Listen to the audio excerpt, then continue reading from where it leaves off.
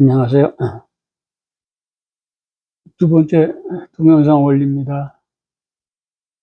제가 무슨 말을 할 때 좀 어눌하죠. 처음에 말 꺼내기가 어눌한 것 같아요. 좀 이해를 해 주시고 좀 시간이 지나면 괜찮을 거예요. 그리고 제가 이제 말씀드리는 과정에 이제 뭐 숫자 같은 거 얘기하면 조금 틀릴 때도 있어요. 왜냐하면 그거 뭐 내가 이거 하려고 메모한 것도 아니고 그러니까. 근데 지난번에 제가 전립선암에 걸리는 비율 있잖아요. 그게 5%네라고 그랬는데, 그것도 좀, 특이한 거 아니에요. 근데, 우리 딸이 근데 0.5%예요. 0.5%. 제가 그런 아주 못된 놈한테, 예, 걸린 거죠. 사단의 역사입니다. 그래서, 오늘은 제가 발병하고 나서 치료하는 과정 중에서 겪었던 일들, 그런 걸 좀 얘기를 드려야 될 것 같아요. 제가 이제 그 전립선 말기에서 판정을 받았잖아요. 4년 전에. 근데 그거를 이제 처음에 이제 호르몬 주사 맞고 막 1년 만에 통증이 다 없어지고, 그리고 이제 신약, 그, 저희 주치의가 준 신약, 그게 월 400만 원이래요. 월 400만 원. 그래서 내가 집어치라고 그랬어. 나 돈 없으니까 돈 들어간 거 하지 말라. 그랬더니 그 프로그램이 있어가지고, 그 의료보험으로 커버가 된다고 그러더라고. 그래서 그걸 하루에 이제 4알씩 먹는 거 해가지고 많이 안 줘요. 한 달치씩밖에 안 줘. 그래가지고는 그걸 이제 약을 먹고, 그러니까 막 간호사도 놀래요. 전립선 수치가 막 뚝 떨어지니까. 그래서 이제 그 투약을 하고, 처음에는 한 1개월 텀을 해가지고, 또 코비드 때니까 1개월 텀을 해서 의사가 이제 리뷰를 하더라고. 그랬더니 코비드가 이제 좀 심해졌다고 그래서 3개월만 해도, 3개월만 마다 만나도 괜찮다고. 3개월마다 이제 리뷰를 해요. 그러면 CT도 촬영하고, MRI 촬영도 하고, 본 스캐닝이라고 해서 뼈 속에 무슨 이제 덴시티 같은 걸 측정하는 거예요. 밀도 같은 거. 그런 걸 통해 가지고 리뷰를 하고 어떻게 할 건가를 의사가 정하는 거예요. 근데 어느 날 오래지 않은 것 같아요. 몇 개월 안 된 것 같은데 주치의가 척추에 암세포가 이렇게 나와 가지고 돌출이 돼 가지고 척추 위쪽이에요. 그게 그건 저는 거의 정상적으로 이제 뭐 통증도 없어지고 그러니까 정상적으로 막 활동을 했죠. 근데 위험하다는 거예요, 그게. 어디 갈 때 혼자 가지 마시고 같이 가고 그렇게 이제 말씀을 하는데 이제 그게 굉장히 위험하대요. 왜냐면 갑자기 홀다운, 갑자기 쓰러질 수 있고 그렇다는 거예요, 신경에 의해서. 그래서 그게 너무 많이 크게 자랐기 때문에 그게 그런 일이 일어나기 전에 먼저 그 수술을 하는 게 좋겠다 그래서 오케이 그렇게 하자고 그러는데 이제 수술을 하게 됐어요. 그분이 이제 이렇게 연결하시는 분들이 그 서저리들이 굉장히 수술의들이 뛰어난 사람들이에요. 뭐 전혀 그런 생각 안 하고 수술에 들어갔죠. 멀쩡했어요. 멀쩡히 걸어 들어가서 누워 나온다는 소리를 제가 겪은 거예요. 멀쩡히 걸어 들어갔죠. 이제 수술에 들어갔어요. 수술에 들어갔는데, 이제 수술을 하면 한 이틀이나 3일 회복 기간이 걸린다고 그래요, 정상적으로. 근데 그때 코비드 때문에 하도 환자가 많아가지고 일반 병실에 가지 못하고 그 응급실 있잖아요. 응급실 거기에서 누워서 치료를 받았어요. 근데 3일이 됐는데 안 움직이는 거예요.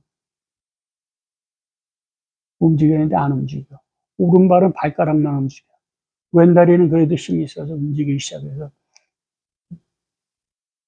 안 움직이더라고요. 뭐 깜짝 놀랐죠. 근데 저는 또 덤덤해요. 그런 거 가지고 왜 그런지. 근데 그 응급실에서 이제 있을 때 그건 잘 몰랐는데 그냥 뭐 주사집 안으로 뭐 과하게 표현하면 몇십 개 그냥 쭉쭉 달려가지고 들어 있었다고 그래요. 아마 우리 가족들은 저는 누구였으니까 모르지만 가족들은 힘들었을 거예요. 아마 집사람인데 아마 죽지 않나 그런 생각도 했다고 그러는 건데 모르겠어요. 그래서 어떻게 이제 그러다가 음, 일반실이 나와서 일반실로 이제 옮기게 됐죠. 그래서 근데 그게 당시 환자가 많았기 때문에 웬만하면 다 퇴원시켜요. 오래 안 시켜요. 그래서 그 재활병원도 이제 이왕이면 우리 집 근처에 있어서 저희 애들이 왔다 갔다 하면 좋고 가족들이 그랬으면 좋겠다 싶어 가까이 이제 알아봤는데 안 나더라고요. 잘 그것도 1차에 어디 이제 조금 떨어진 곳에 했는데 조금 저한테 좀 안 맞는 것 같아요. 그래서 그 병원에서 계속 서베이를 해가지고 써니브로 제 치료받는 그 암센터에 있는 그 근처에 있는 그 재활 병원에다가 저를 입원을 시켰어요. 근데 거기 보면 참 여기 사람들이 희한해요. 그 면회를 안 와요, 면회를. 그 일주일에 한 번 정도나 제 옆에 어느 그 목사님 같아요. 전신마비의 그 사람. 그냥 입만 놀리니 얼굴만 살아가지고. 근데 그 양반, 근데 그 부인네인가 그저 일주일에 한 번 정도 와요. 근데요, 우리 애들, 우리 가족은 한국 사람이 참 그런 게, 제가 거기 음식이 안 맞으니까 먹질 못하니까 얘들이 집사람하고 매일 아침, 점심, 저녁을 준비해가지고 아침 놔주로 해서 번갈아 가면서 사람들이, 가족이 와가지고 저를 지켰죠. 어떤 일이 일어났나 한참 지나고 나니까 거기 수가라는 사람이 한국 분이세요. 이제 팀이 바뀔 때마다 회의를 이렇게 하고 하시는 분인데 그분이 그래요. 여기 한국 환자들이 굉장히 진상을 부렸다는 거예요. 저도 진상 부리거든요. 빨리 안 해주고 승질 내고. 그런 일이 태반이었대요. 그래가지고 한국 환자들에 대해서 인상이 굉장히 안 좋았다고 그래요. 그런데 제가 이제 입원하고 내 가족들이 하는 걸 보고 이 사람들이 다 인생이 바뀌었다는 거예요. 그리고 날 좋은 날은 우리 애들 다 데려와가지고 피크닉 했어요. 그쪽에 그 마당 가서. 그러니까 사람들이 잘 그 인식이 다 바뀌었다는 거예요. 참 그런 거 보고 그러니까 우리가 전도라고 하는 일들이 일상의 삶 속에서 다 일어나는 것이에요. 이벤트가 아닙니다. 제가 한번 여기 이제 왔을 때 처음에 그 이민사회라는 게 다 그렇잖아요. 그 전도가 다 막혀 있는 거죠. 말도 안 통하고 그러니까 한국 사람은 한국 사람 있는 데 가가지고 하는 거니까 큰 한국 슈퍼마켓 그 앞에 와가지고 참 창피하죠. 밴 자기들 차에다가 현수막 같은 거 걸고 몇십 분 있다 가는 게 그게 전대. 잘못된 거죠. 예. 우리 하나님께서는 우리의 몸을 산제사로 드리라고 했어요. 로마서 12장 1절에. 그것이 영적 예배니라. 영적 예배라고 명사로 정의한 건 그거 하나예요. 나머지 예배하다, 영적 예배, 전부 하다라는 동사로 써 있습니다. 우리 삶이에요. 삶을 얘기하는 겁니다. 그런 걸 전도라고 하고, 그나마 댕긴다고 참 그러고 있어요. 그 전도는 우리의 일상의 삶 속에서 나타나는 거예요.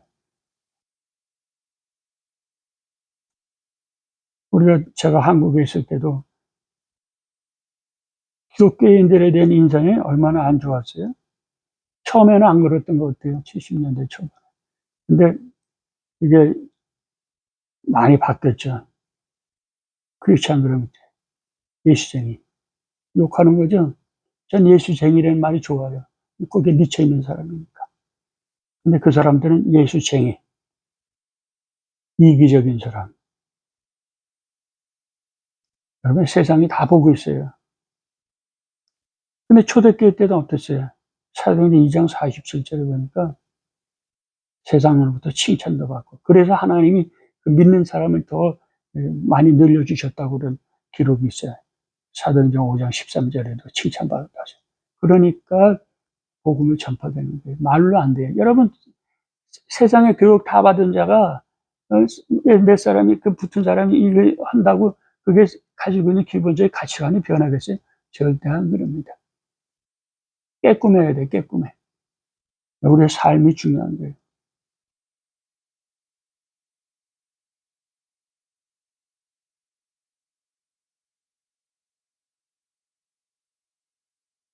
그래서 그런 일들이 이루어졌어요. 그런 일들이 이루어지고, 그래서 얼마나 감사한지 몰라요. 저 의료사고 아니에요. 대형 의료사고입니다, 그거. 여기 웬만하면 다 쉬워, 그래요. 그러니까 이 집단 의사가, 물론 저 관심도 있겠지만, 그렇게 됐다고 그러니까, 그 밑에 하는 게 전문의들 있잖아요. 이 밑에 새끼 의사들. 매일 아침에 옵니다. 그 주치의도 와요. 한 3번인가 왔나? 2번인가 검사만. 그런 예가 없다는 거예요.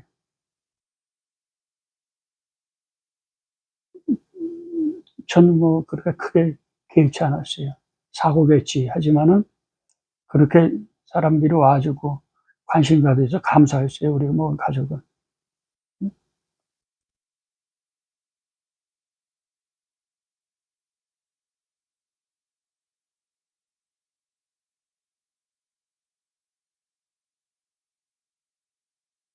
그래, 이제,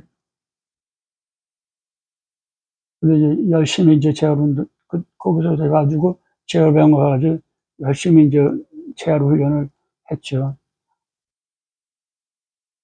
물어보면 게링베라는 한참 그랬어요. 잘 나아지고 있다. 진짜로 나아졌으니까. 정말 깜짝 놀랐어요.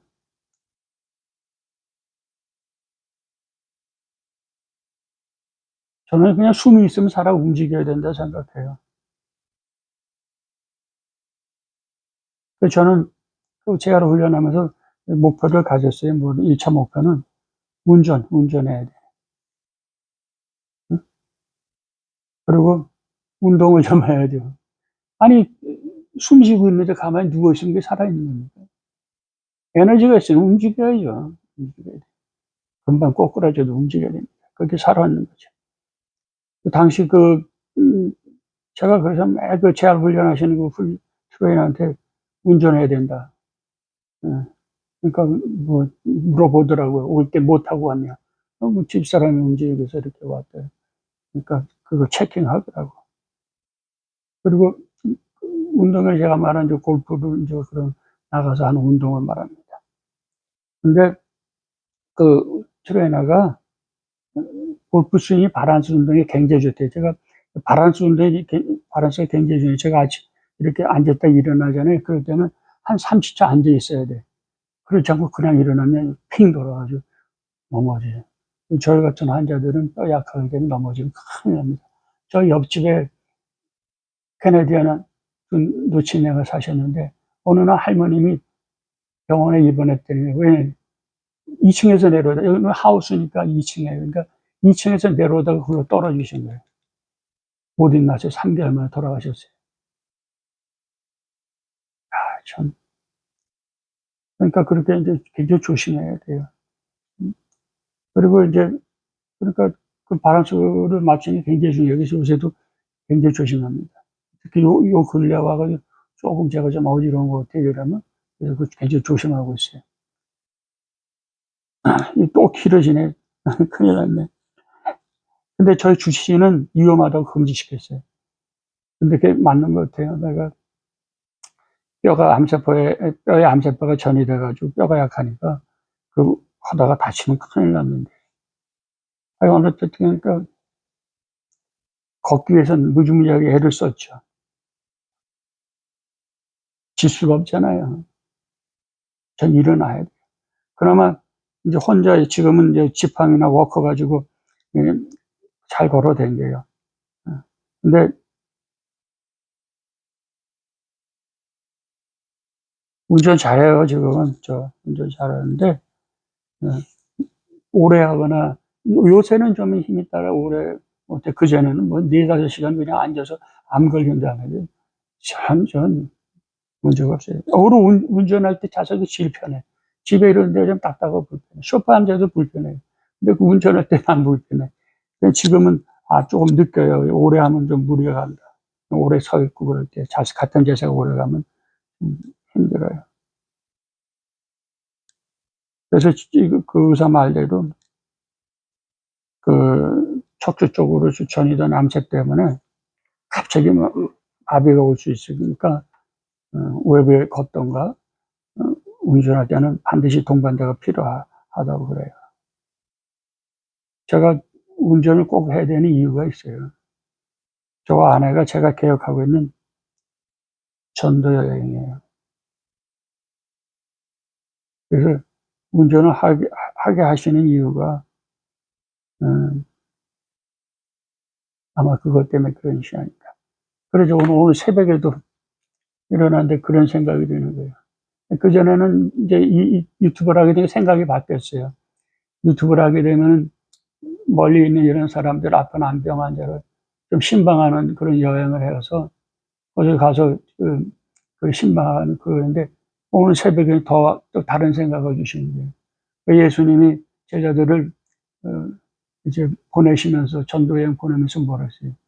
귀신을 내어쫓고 병 고치고 가르치고 복음을 전파 그랬잖아요. 그래서 저는 축사사역을 해요. 귀신을 내어쫓습니다. 하나님이 주신 능력이 아니 나가서 전도라고 하신 분이 그렇게 하신 분이 그 능력을 안 주시고 어떻게 가요? 보이는 영적이 보이지 않는 영적인 존재 우리가 어떻게 싸웁니까? 그런 권능을 다 주셨어요. 손 얹고 기도하면 병 낫고 그런 일을 주니까 그런 사역을 할 수 있는 거 아니에요? 저는 그렇게 허락하신 것을 믿고 오늘 아침에 그 생각을 바꿨어요. 근데 유튜브 하면서 자꾸 생각이 바뀌어요. 제가 3시 반에 일어났나? 또 조금만 자다가 6시에 또 일어나서 약 좀 먹고 지금 다시. 저는 하여간 새벽에, 새벽에 그렇게 무슨 생각을 많이 주셔. 왜냐면 요즘 지금 앞으로 그 유튜브에 내가 이렇게 방송을 내야 될 그거예요. 그냥 뱅뱅뱅뱅뱅 도는 거예요. 잠을 못 자요. 기분은 떨어지는데. 어떻게든 하나님이 저를 이렇게 움직이시는 것이 바로 그런 일 때문에 아닌가. 여러분, 왜 나으려고 그러세요? 뭐 때문에 나으려고 그러세요? 그냥 먹고 살라고? 그건 누구나 다 가요. 순서에 따라, 순서가 아니면 다 가게 돼 있는 거예요. 그럼 우리는 어떻게 사느냐가 중에 남은 생애를 무엇을 위해서, 하나님이 무엇을 위해서 나를 살리시는가? 저는 마지막 때 저에게 주는 사명이에요. 너무너무 감사해요. 제가 간증하는데.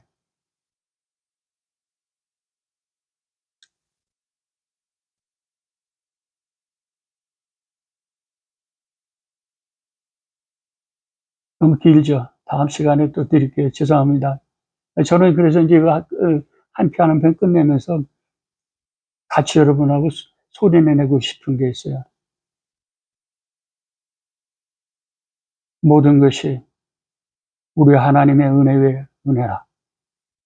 이거 유튜브 하는 사람들은 밤낮 그거죠. 구독과 좋아요를 눌러주세요.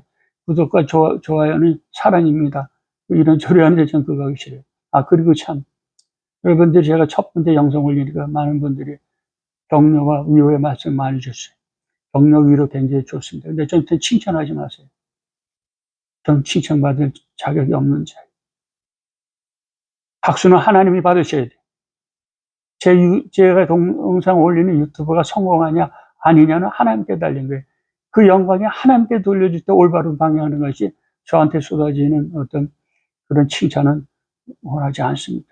감사하지만 원하지 않아요. 그리고 저는 댓글을 이런 제가 말하는 것에 대해 댓글을 올리는 거 싫어요. 왜냐하면 저하고 다르면은 다른 영성이니까 그것조차 신앙생활하면 돼. 나는 내가 알고 내가 깨닫게 하신 하나님의 은혜에 따라 주신 그 진리와 지식을 따라서 저는 믿고 살았고요. 결과는 하나님 앞에 가서 다 판정이 날 겁니다.